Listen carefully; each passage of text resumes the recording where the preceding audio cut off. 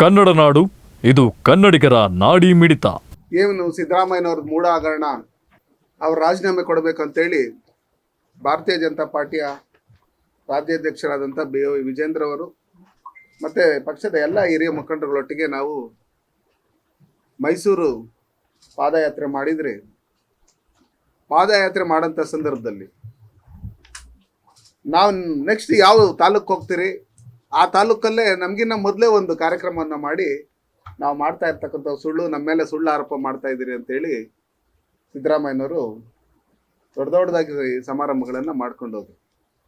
ಆದರೆ ನಾವು ಪಾದಯಾತ್ರೆಗೆ ಹೋದಂಥ ಸಂದರ್ಭದಲ್ಲಿ ಪ್ರತಿ ತಾಲೂಕುಗಳಲ್ಲೂ ಜನ ಅದಕ್ಕೆ ಬೆಂಬಲ ಕೊಟ್ಟು ಕಾರ್ಯಕರ್ತರು ಇಡೀ ರಾಜ್ಯದಿಂದ ಬಂದು ಒಂದು ಹೊಸ ಹುಮ್ಮಸ್ಸನ್ನು ತುಂಬಿದ್ರು. ಅದಾದಮೇಲೆ ಯಶಸ್ವಿಯಾಗಿ ಪಾದಯಾತ್ರೆ ಆದಮೇಲೆ ಏನು ರಾಜ್ಯಪಾಲರು ತನಿಖೆ ಮಾಡಬೇಕು, ಎನ್ಕ್ವೈರಿ ಮಾಡಬೇಕು ಅದಕ್ಕೆ ಅಂತೇಳಿ ಇದು ಮಾಡಿದಾಗ ಅವ್ರು ಕೋರ್ಟ್ಗೆ ಹೋದಂಥ ಸಂದರ್ಭದಲ್ಲಿ ರಾಜ್ಯಪಾಲರ ಮೇಲೇನು ರಾಷ್ಟ್ರಪತಿನೇ ಏಕವಚನದಲ್ಲಿ ಮಾತಾಡಂಥ ಈ ಕಾಂಗ್ರೆಸ್ ಅವರು ಸಿದ್ದರಾಮಯ್ಯನವರು ರಾಜ್ಯಪಾಲರನ್ನ ಏಕವಚನದಲ್ಲಿ ಮಾತಾಡ್ತಾ ಅವರಲ್ಲಿರ್ತಕ್ಕಂಥ MLCಗಳು ಅವರೆಲ್ಲ ಯಾವ ರೀತಿ ಬಾಂಗ್ಲಾದೇಶದಲ್ಲಾಗಿದೆ ಆ ರೀತಿ ರಾಜ್ಯಪಾಲರಿಗೆ ಮುತ್ತಿಗೆ ಹಾಕ್ತೀರಿ, ಅವ್ರನ್ನ ರಾಜ್ಯಪಾಲರನ್ನ ಒಳಗಡೆಯಿಂದ ಹೊರಗಡೆ ಎಳ್ಕೊಂಬತ್ತೀರಿ, ಕಲ್ಲೊಡಿತೀರಿ, ಇದನ್ನೆಲ್ಲ ಐವನ್ ನಿಗ್ಲಿ ಅವರು MLCಗಳು ಅವರೆಲ್ಲ ಹೇಳಿಕೆ ಕೊಟ್ಟಿದ್ದನ್ನು ನೀವೆಲ್ಲ ಗಮನಿಸಿದ್ದೀರಿ.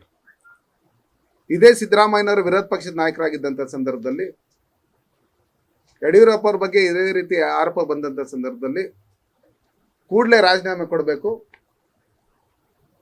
ಅಂತ ಹೇಳಿಕೆ ಕೊಟ್ಟಿರ್ತಕ್ಕಂಥದ್ದು ನಾವು ಎಲ್ಲ ನೋಡಿದ್ರೆ ನಿಮ್ಮ ಮಾಧ್ಯಮಗಳಲ್ಲೂ ಬಂದಿದೆ.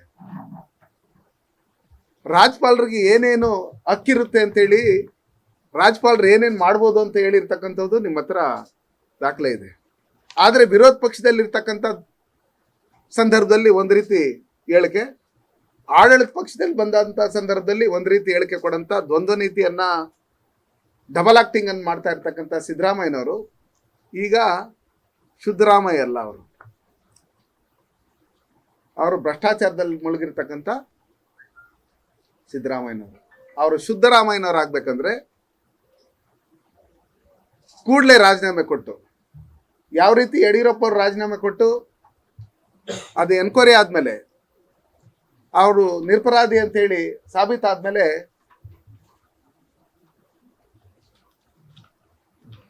ಯಾವ ರೀತಿ ಪಕ್ಷ ಮತ್ತೆ ಕೆಲಸ ಮಾಡ್ತಾ ಇದ್ದು ನೋಡಿದ್ದೀವಿ.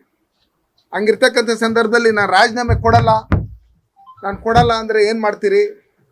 ಮಾಧ್ಯಮದವ್ರು ಏನಾದರೂ ಪ್ರಶ್ನೆ ಮಾಡಿದಾಗ ನೀನೇನು BJP ಅವನ ಅನ್ನೋ ಲೆಕ್ಕಾಚಾರದಲ್ಲಿ ಮಾತಾಡೋಕ್ಕೆ ಶುರು ಮಾಡಿರ್ತಕ್ಕಂಥ ಈ ಸಿದ್ದರಾಮಯ್ಯನವರು ಇತ್ತೀಚಿನ ದಿನಗಳಲ್ಲಿ ಅವ್ರ ಮುಖದಲ್ಲಿ ಮಂದಾಸ ಅನ್ನೋದು ಹೋಗ್ಬಿಟ್ಟಿದೆ. ಅವ್ರು ಮೊದಲು ಯಾವುದೇ ರೀತಿ ಮಾತಾಡ್ತಾ ಇದ್ರು, ಈಗ ಅವರು ಸಿಕ್ಕಾಕೊಂಡಿದ್ದಾದ್ಮೇಲೆ ಯಾವ ರೀತಿ ಮಾತಾಡ್ತಾ ಇದ್ದಾರೆ ಅಂತೇಳಿ ನಾವೆಲ್ಲ ಗಮನಿಸಿದ್ದೀರಿ. ವಾಲ್ಮೀಕಿ ಅಭಿವೃದ್ಧಿ ಪ್ರಾಧಿಕಾರದಲ್ಲಿ 189 ಕೋಟಿ ಹಗರಣ, ಅದರಲ್ಲಿ ನೀವು ಇಷ್ಟು ಮಾಡಿದಿರಿ ಅಂತ ಹೇಳಿದಾಗ ವಿಧಾನಸಭೆಯಲ್ಲಿ ಇಲ್ಲ 89 ಕೋಟಿ ಅಂತೇಳಿ ಅವರೇ ಒಪ್ಕೊಂಡಿರ್ತಕ್ಕಂಥದ್ದು.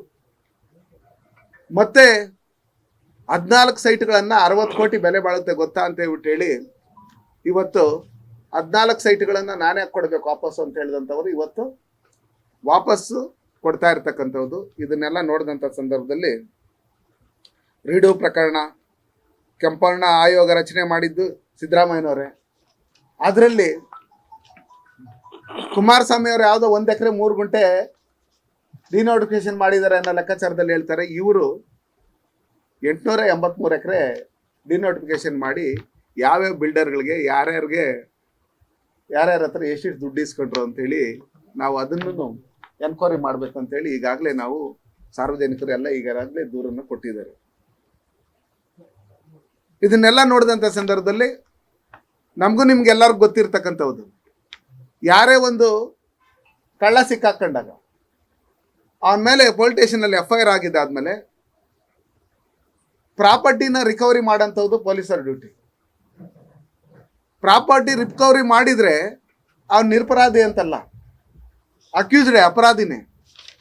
ನಾವು ಸೈಟ್ಗಳು 14 ಸೈಟ್ ವಾಪಸ್ ಕೊಟ್ಬಿಟ್ಟಿದ್ದೀರಿ, ನಮ್ಮ ಮೇಲೆ ಇಡಿವರ್ದು ಇನ್ನೊಬ್ರದ್ದು ಮತ್ತೊಬ್ರದ್ದೆಲ್ಲ ಎನ್ಕ್ವೈರಿ ಶುರು ಆಗ್ಬಿಟ್ಟಿದೆ ಅಂತ ಹೇಳಿದಾಗ ಅವ್ರ ಬಾಮೈದ್ನ ಫೋನ್ ಮಾಡಿ ಬನ್ರಿ ಅಂತ ಹೇಳ್ಬಿಟ್ಟು ಹೇಳಿ ಕರೆದಾಗ ಮಾಧ್ಯಮದವರು ಇಲ್ಲ ನಾನು ಬರಲ್ಲ, ನನಗೆಲ್ಲ ಅದೆಲ್ಲ ಗೊತ್ತಿಲ್ಲ, ಅದೆಲ್ಲ ದೊಡ್ಡವರೇ ಅವರೇ ಹೇಳ್ಕೊಂತಾರೆ, ಇದು ಮಾಡ್ತಾರೆ, ನನಗೇನು ಗೊತ್ತಿಲ್ಲ ಅನ್ನೋ ಲೆಕ್ಕಾಚಾರದಲ್ಲಿ ಹೇಳಿದಂಥ ಸಂದರ್ಭದಲ್ಲಿ ಇದನ್ನೆಲ್ಲ ಯಾರ್ಯಾರು ಸೇರಿ ಮಾಡಿರ್ತಕ್ಕಂಥದ್ದು ಅಧಿಕಾರ ಇದ್ದಾಗ ಯಾವ ರೀತಿ ದುರುಪಯೋಗ ಪಡಿಸ್ಕೊಂಡಿದ್ದಾರೆ. ಬರೀ 14 ಸೈಟ್ ಅಲ್ಲ, ಸುಮಾರು 5,000 ಕೋಟಿಗೂ ಹೆಚ್ಚಿಗೆ ಹಗರಣ, ಮೂಢ ಹಗರಣದಲ್ಲಿ ಆಗಿದೆ. ಇವರು ಬರೀ 14 ಸೈಟ್ ವಾಪಸ್ ಕೊಡೋದಲ್ಲ, ಇವ್ರ ಕಾಲಾವಧಿಯಲ್ಲಿ ಎಷ್ಟು ಜನ ಇವ್ರ ಪಕ್ಷದಲ್ಲಿರ್ತಕ್ಕಂಥ ಶಾಸಕರುಗಳಿಗೆ, ಎಷ್ಟು ಜನ ಅದಕ್ಕೆ ಸಂಬಂಧಪಟ್ಟಂಥ ಮಂತ್ರಿಗಳಿದ್ರು, ಅವ್ರ ಕುಟುಂಬದವ್ರಿಗೆ ಎಷ್ಟು ಜನಕ್ಕೆ ಸೈಟ್ಗಳು ಕೊಟ್ಟಿದ್ದಾರೆ, ಇದೆಲ್ಲ ಟೋಟಲ್ ಆಗಿ ಎನ್ಕ್ವೈರಿ ಆಗಲೇಬೇಕು.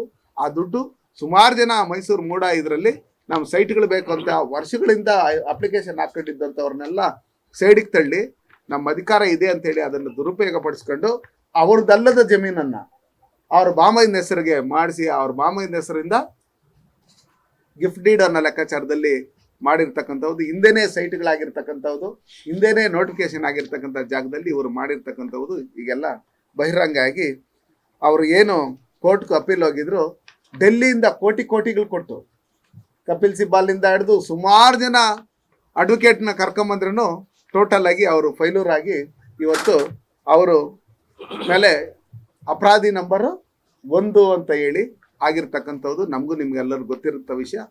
ಅಪರಾಧಿ ನಂಬರ್ 1 ಆದಮೇಲೆ, ಅಕ್ಯೂಸ್ಡ್ ನಂಬರ್ 1 ಆದಮೇಲೆ ಅವರು ಸೈಟ್ಗಳು ವಾಪಸ್ ಕೊಡೋದಲ್ಲ, ಪ್ರಾಪರ್ಟಿ ರಿಕವರಿ ಪೊಲೀಸರು ಮಾಡ್ತಾ ಇದ್ರು. ಅದಕ್ಕೋಸ್ಕರ ತನಿಖಾ ತಂಡ ಇತ್ತು. ಯಾವ ಲೋಕಾಯುಕ್ತ ಬಾಕಾಗಿ ನಾವು SIT ಅನ್ನೋ ಲೆಕ್ಕಾಚಾರದಲ್ಲಿ ನೇಮ್ಸ್ ಇದು ಮಾಡ್ಕೊಂಡಿದ್ರು.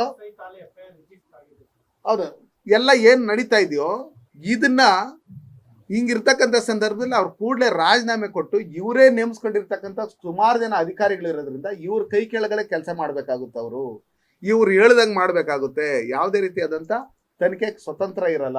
ಹಂಗಿರ್ತಕ್ಕಂಥ ಸಂದರ್ಭದಲ್ಲಿ ಇವರು ಮುಖ್ಯಮಂತ್ರಿ ಆಗಿ ಉಳಿಯೋದಕ್ಕೆ ಒಂದು ದಿನನೂ ಒಂದೇ ಒಂದು ಕ್ಷಣನೂ ನಾಲಾಯಕು. ಹಂಗಿರ್ತಕ್ಕಂಥ ಸಂದರ್ಭದಲ್ಲಿ ಕೂಡಲೇ ಇವ್ರು ರಾಜೀನಾಮೆ ಕೊಟ್ಟು ಈ ಕರ್ನಾಟಕದ ಜನ ನಿಮ್ಗೇನು 136 ಸೀಟನ್ನು ಕೊಟ್ಟರು, ನಿಮಗೆ ಜನಬೆಂಬಲ ಇದೆ ಅಂತ ಹೇಳ್ಬಿಟ್ಟು ಹೇಳಿದ್ರೆ ಆ ಜನನೇ ಇವತ್ತು ನಿಮಗೆ ಚೀಮಾರಿ ಹಾಕಿರ್ತಕ್ಕಂಥ ಸಂದರ್ಭದಲ್ಲಿ ಅವ್ರು ಕೊಡ್ಲೇಬೇಕು.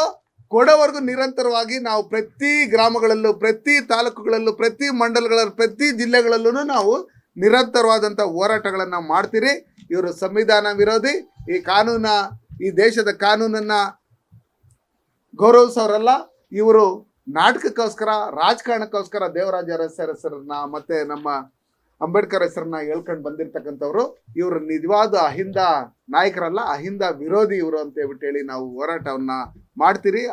ಅವರೇ ಸಿಕ್ಕಾಕೊಂಡಿರ್ತಕ್ಕಂಥ ಸಂದರ್ಭದಲ್ಲಿ ಕೂಡಲೇ ಅವರು ರಾಜೀನಾಮೆ ಕೊಡಬೇಕು ಅಂತ ಹೇಳ್ಬಿಟ್ಟು ಹೇಳಿ ಈ ಮೂಲಕ ಒತ್ತಾಯ ಮಾಡಿ ಇವತ್ತು ಏನು ಕರ್ನಾಟಕ ರಾಜ್ಯದಲ್ಲಿ ಏನು ಕೋಮುಗಲಭೆ ನಡೀತಾ ಇದೆ, ಇದಕ್ಕೆಲ್ಲ ಕಾರಣ ಸಿದ್ದರಾಮಯ್ಯನವರ ಕಾಂಗ್ರೆಸ್ ಸರ್ಕಾರ.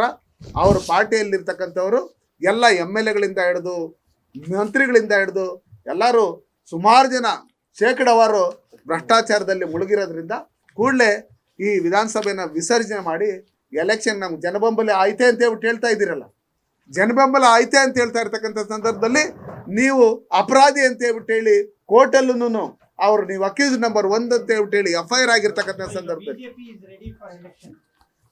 ಭಾರತೀಯ ಜನತಾ ಪಾರ್ಟಿ ಯಾವತ್ತೂ ರೆಡಿಯಾಗೇ ಇರ್ತೈತೆ ಎಲೆಕ್ಷನ್ಗೆ. ಕೂಡಲೇ ವಿಧಾನಸಭೆ ವಿಸರ್ಜನೆ ಮಾಡಿ ಜನತಾ ಜನಾರ್ದನ್ ಮುಂದೆ ಹೋಗ್ಬೇಕು ಅಂತ ಹೇಳ್ಬಿಟ್ಟು ಹೇಳಿ ನಾವು ಈ ಮೂಲಕ ಒತ್ತಾಯ ಮಾಡ್ತೀವಿ. ನೀವಿನ್ನು ಕನ್ನಡ ನಾಡು ವಾಹಿನಿಯನ್ನ ಸಬ್ಸ್ಕ್ರೈಬ್ ಮಾಡಿಕೊಂಡಿಲ್ವಾ? ಈಗಲೇ ಸಬ್ಸ್ಕ್ರೈಬ್ ಮಾಡಿ, ಬೆಲ್ ಐಕಾನ್ ಅನ್ನ ಒತ್ತಿ ನೋಟಿಫಿಕೇಶನ್ಗಳನ್ನ ಪಡೆಯಿರಿ.